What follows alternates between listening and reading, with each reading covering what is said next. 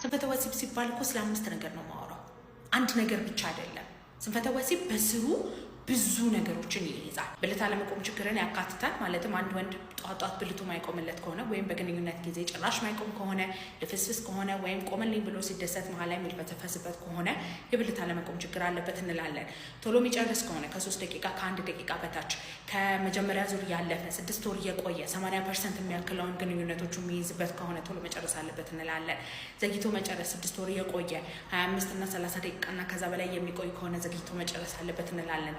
በጭራሽ ፍላጎት ከሌለው በሳምንት ምንም አይነት ግንኙነት ማድረግ የማይችል ከሆነ እሱም 6 ወር የሚቆይ ከሆነ የፍላጎት ማነስ ነው። ሁለተኛ ዙር ዝግጁነት ከሌለው ጭራሽ ፍላጎትም ከሌለው ከዛ በኋላ ደግሞ ፍላጎቱ ኖሮት ግን ብልቱም ዝግጁ ማይሆንለት ከሆነ ለሁለተኛ ዙር ዝግጁነት ማጣት እንለዋለን። ስለዚህ እነዚህ 5ቱን ከስንፈተ ወሲብ ስር ነው ያሉት። ኦኬ።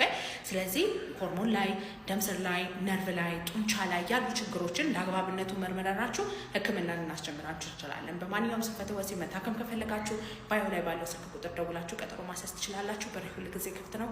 ባይ ባይ።